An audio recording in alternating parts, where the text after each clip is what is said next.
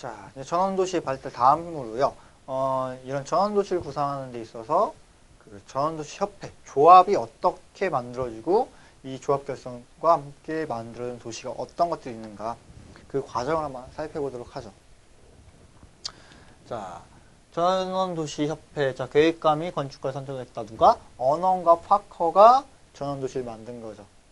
그러니까 하워드라는 사람은 전원도시 개념을 등장시키는 것이고 언원과 파커는 전원도시를 실질적으로 만드는 사람이 되겠죠. 자, 1980년 전원도시협회를 결성했고 전원도시 개척회사를 설립했다. 뭐 자본금이 이렇게 있었대요. 도시 선정 기준은 접근성이 좋은 것, 즉 양호한 철도를 확보할 수 있고 용수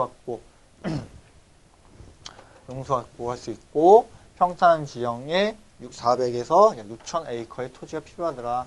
그래서 1903년에 레츠워스의 토지를 매입합니다. 왜 매입하겠어요? 토지는 조합 소유였죠. 그러니까 자본금 2만 파운드가 필요했던 거고요. 1기 전원도시 회사에 등록을 했다. 그래서 30만 파운드 자본금과 5% 배당금을 운영했다. 회사를 통해서 투자자들이 돈을 받고 그 투자자들에게 5%의 수익률로 배당금을 주었다는 거죠. 그런데 첫 번째는 관리 경험 및 자금이 부족해서 변질되기 시작했다. 변질이라는 게 어떤 거예요? 최초의 전원도시라는 것이 공동체 소유의 개념이었고 그에 따라서 10년 단위의 관리비를 내야 되고 토지는 공개념이고 이런 내용이잖아요. 근데 하다 보니까 뭔가 좀 삐걱삐걱거리고 돈은 부족하고 그래서 조금씩 변질됩니다. 초기 2년 동안 약 1000명이 거주를 했대요. 근데 이상주의자와 예술적인 중산층들이 왔다. 정말 뭐 새로운 좋은 사람 정말 많은 사람들이 온 게 아니라 32,000명의 도시였는데 1000명밖에 안 나왔다는 건 문제가 좀 있잖아요. 그래서 오랫동안 상점, 공장, 공공시설들의 건설이 지연되며 불편했다. 지금 이거는 요 근래 요새 얘기하고 있는 그 인천 청라지구와 비슷할 수 있겠네요. 청라지구 직접 만들었더니 공공시설 안 들어와가지고 막 이렇게 데모하고 그런 내용. 그래서 이렇게 처음에 초기가 있었고요. 자, 레츠워스.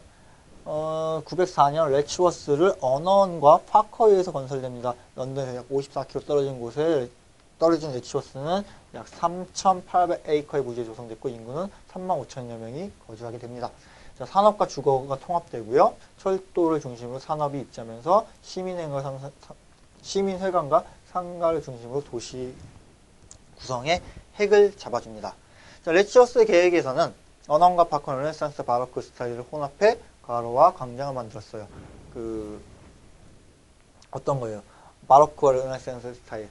뭔가 직선형의 가로에 끝에 조항점, 피사들 설치해서 뭔가 극적 효과를 만들어주는 그런 르네상스와 바로크 시대의 대칭, 비례, 균형, 통일과 같은 감각을 활용했다는 것이고 민간 주도가 이루어진 혁신적인 계획이며 현대 영국 도시계획의 중요한 첫걸음이다.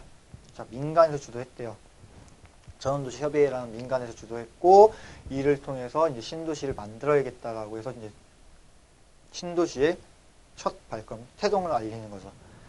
그 뒤에 두 번째 전원도시 에런이 런던 북쪽에서 하나 더 건설됩니다. 레츠워스는 언원과 파커에 의해서 만들어졌다는 거고 전원도시풍의 레츠워스는 전 세계의 도시계획적 사수에 큰 영향을 미칩니다. 이렇게 하면 실질적인 이론만에서 끝난 게 아니라 도시 문제를 해결하기 위해서 어떤 공간을 만드는데 이론으로만 끝난 게 아니라 실질적인 사례가 나왔잖아요. 그러니까 전 세계 도시에서는 따라하기가 되는 거죠. 하워드의 이러한 전원도시계획안은 20세기 접어들어서 여러 나라의 근대적 도시계획에 광범위한 영향을 미쳤다. 근대적 도시계획사죠. 새로운 공간을 찾아가고 전원도시, 낮은 밀도의 쾌적한 주거환경을 유지하는 그런 공간에 큰 영향을 미쳤다. 또 세계 여러 나라에서는 전원도시의 계획 철학이 위성도시 및 신도시 개발에 영향을 제공한다. 자, 우리나라도 일산과 분당 같은 신도시는 하워드의 전원도시를 표방하면서 낮은 밀도의 공간 체계를 만들어주죠. 역시 하워드가 끼친 영향력이다. 라고 보면 되겠네요. 자, 그러면 이거 다음에 그레이트 런던 플랜이에요. 대런던 계획. 영국의 과밀화된 도시에 따라서 도시 공간을 좀 세분하고 도시 공간을 세분해서 새롭게 만들어진 자, 대런던 계획. 전후 영국의 도시정책은 1949년 대런던 플랜에 따라서 된다. 아버크럼비는 20세기 건축가이며 도시계획가인데 컨트리 런던 플랜, 그레이트 런던 플랜의 두 가지 계획으로 실현적, 유기적 지역계획의 선구자의 역할을 했다. 지역계획, 대규모의 공간을 플래닝 하자는 거죠. 그렇죠?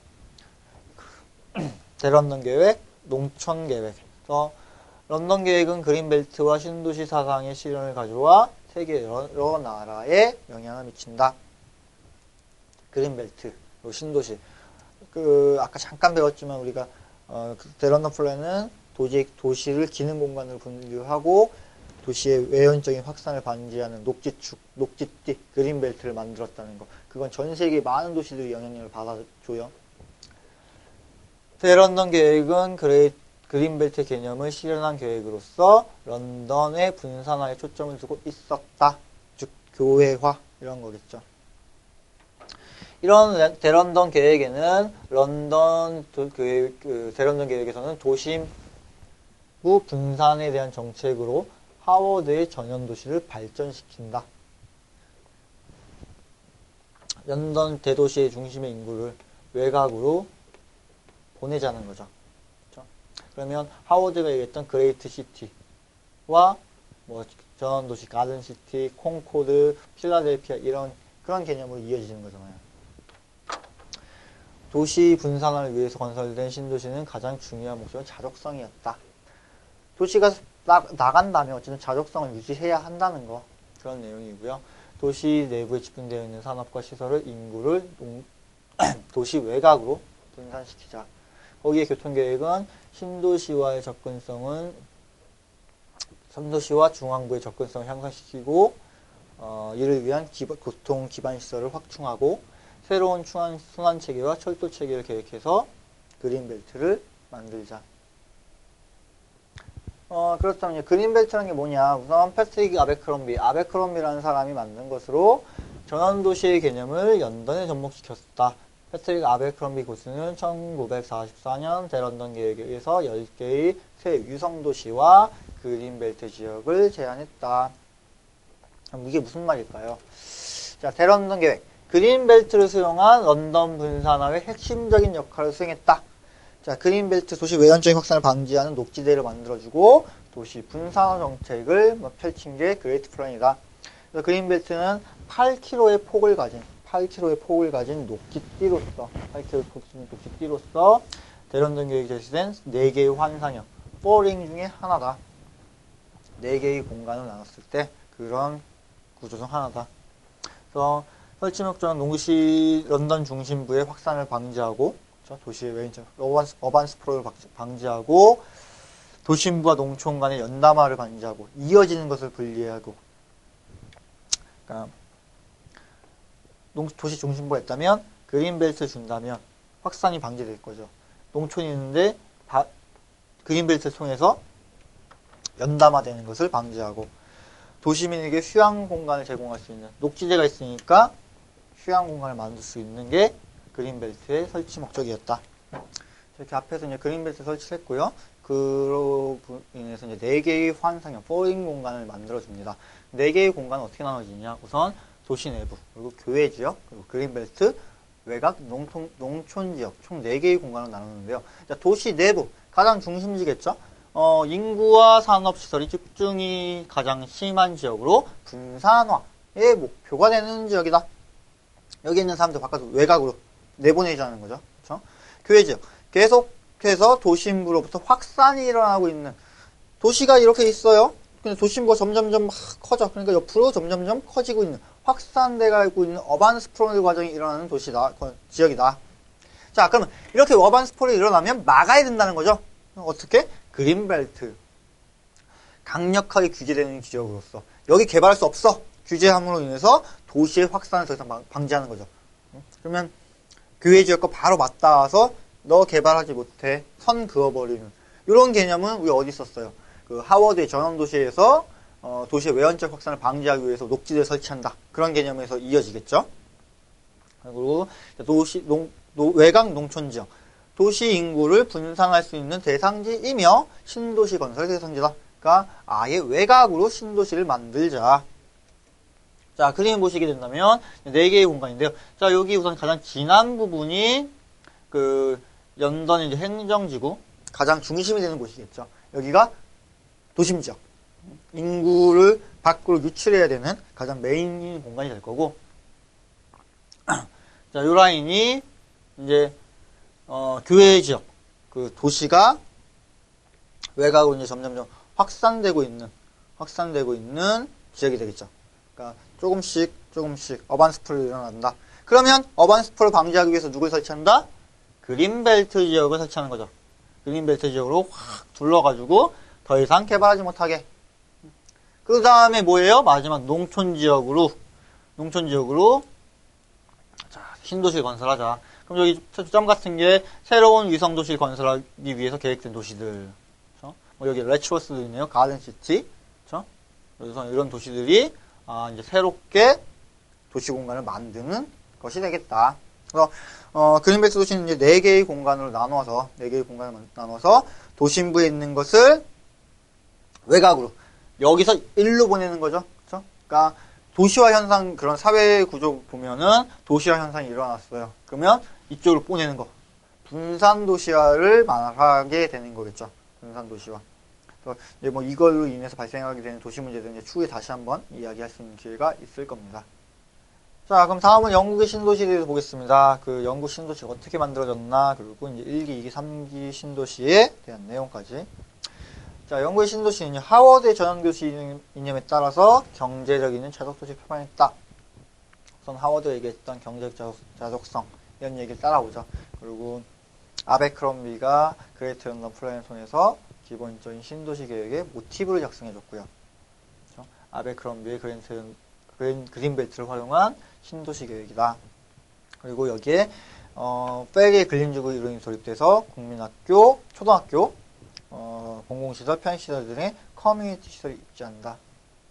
그러니까 시기적으로 보면 하워드가 있었고, 페리가 나오고, 아베크롬비가 나오고, 그린벨트 도시가 나오고, 이게 미국과 영국이 왔다 갔다 하거든요. 왔다 갔다 하는데 지금 저는 여러분한테 영국의 위주를 보게 되기 때문에 약간 크로스가 안 될 수 있어요. 근데 지금 개념하고 다음 시간에 오는 전원도시 파생이라는 부분에서 미국의 도시계획을 보시면 조금 더 흐름이 깔끔하실 것 같아요. 그래서 신도시는 이런 배경을 만들어지는데, 자, 계획인구 약 2만에서 6만 명 정도 살면서 토지 이용은 지구 중심, 주거, 공업 3개의 지구와 녹지로 이어진다. 즉 어떤 거예요? 주상공록이죠. 지금 현재 우리나라가 쓰고 있는 용도지역, 주거지역, 상업지역, 공업지역. 여기서 지구 중심이라는 건 상업 업무지역, 즉 상업지역일 것이고, 주거지역이 있고, 공업지역이 있고, 마지막으로 녹지지역이 있는 그런 공간이 있다. 계획인구는 1만 명이고 런던의 인구 흡입력에 대항하여 100km 권역의 기존 도시를 중획으로 하여 인구 수십만의 신도시 개발한다. 어느 정도 떨어진 곳에 도시를 건설하고 인구 수십만의 대도시를 만들겠다. 이런 게 목표겠죠. 대대적으로 산업을 유치해요.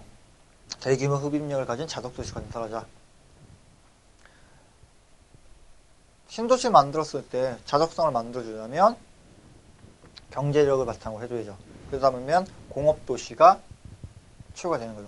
우리 동탄 같은 경우도 보면 뭐 삼성 반도체 공장 뭐 여기 들어가 있잖아요. 그러니까 그런 식의 인구 흡입력을 만들어줘야 한다는 거. 런던 시가지의 인구 분산과 팽창을 방지하기 위한 방안으로 8m 이상의 그린벨트를 줬다는 거. 그리고 8개 런던 주위에 배치해서 125만 명의 공업을 함께 분산을 배치하는 그런 내용이 된다. 첫째로 영국 신도시를 보면요. 시가지와 근린주구 계획이 방식이 변화했다. 자, 1기 신도시는 약 14개 도시로서 독립적이고 제한적인 이동성과 방사형, 분산형의 소규모 도시 개발의 형태를 가지고 있는 게 특징이다. 개별적인 근린주구, 자족적인 도시를 표방하고 자기들의 영역을 만들어서 독립적인 공간을 만들고, 그래서 기본적으로는 이제 근린주구도로 입각해서 하나의 커뮤니티를 형성할 수 있는 공간체를 잡아야 되고, 인구 6,000명 정도가 모여서 근린지구를 형성할 수 있게끔 하는 2차 생활권을 만들어주고요. 근린지구 4개가 모여서, 지구 4개가 모여서 도시를 구성하는 새로운 단계의 공간을 만든다. 마을 만들기 단위에 근린지구가 있고, 이런 걸 2개, 3개를 묶어서 근린지구라 하고, 지구를 여러 개 또 묶어서 도시라 하는 기본적인 생활권의 맥락과 매치되는 거죠. 건설 목적은 도시의 과밀에 대응하고 조금 더 저밀도를 지향하고 주민들의 커뮤니티를 활성화하는 데 목적을 주었다. 그러니까 일기 신도시들은 어떤 개념이에요? 소규모로 만들어서 개별적인 타운들을 만든 거죠. 여기 그 묶어서 중핵, 묶어서 핵, 이런 식의, 이런 게 일기 신도시의 특징이라면, 자, 2기 신도시 같은 경우 지금 이렇게 보시면 되죠. 1기 신도시의 대표적인 사례로 할로우예요.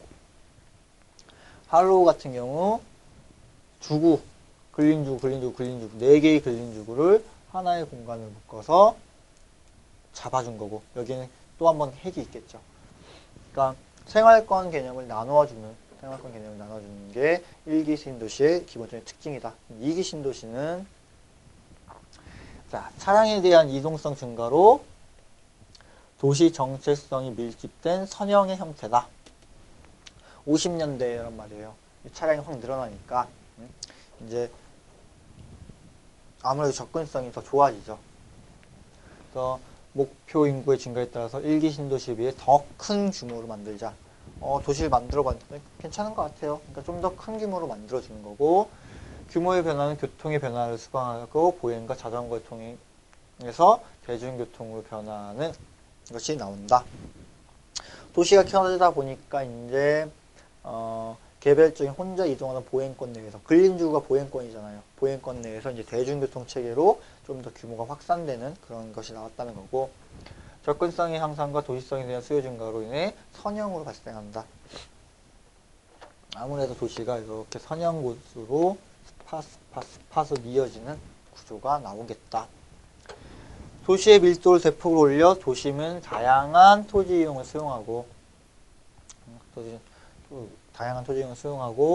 개방적인 형태를 가지고 있으며, 개방적인 형태, 우리 근린주구는 좀 폐쇄적이라는 거잖아요. 네, 개방적인 형태를 가지고 있으며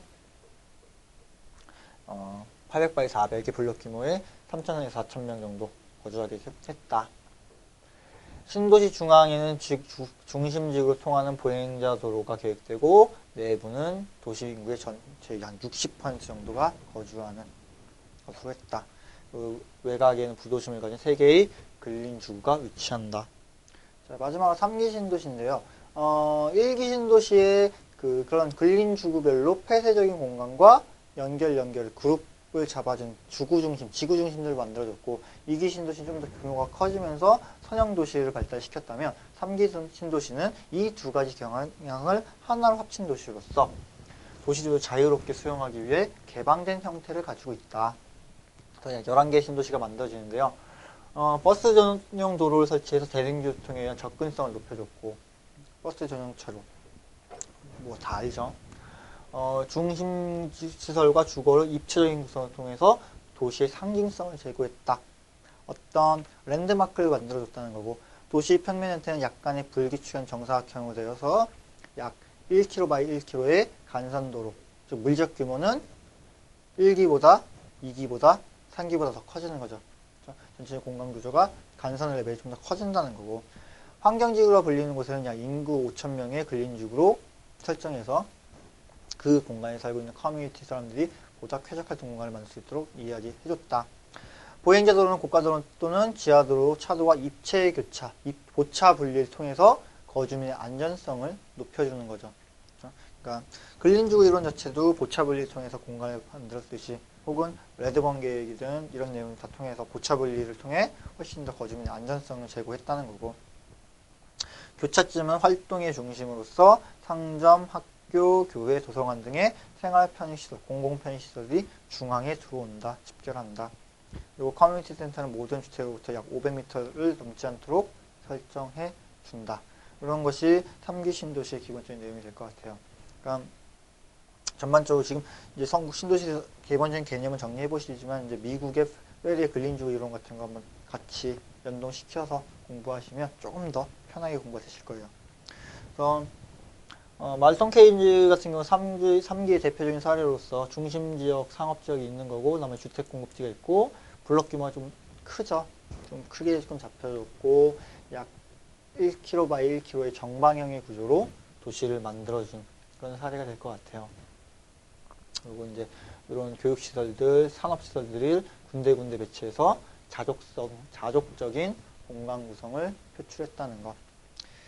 이렇게 보시면 이제 여러분이 전반적으로 영국 신도시, 전원도시부터 흐름을 잡아서 하워드의 전원도시란 무엇이냐, 그리고 전원도시를 실제로 만든 전원도시 협의회는 어떤 역할을 했을 것인가, 거기에 그레이트 런던 플랜, 대런던 계획에서는 어떤 식의 이야기가 나오는가, 4개의 링, 4개의 환상지대로 그린벨트를 만들었고, 그에 따라서 신도시 액트, 라이스 위원회의 신도시 계획법에 의한 1기, 2기, 3기 신도시들이 만들어지는 과정까지 보시면 될 것 같아요.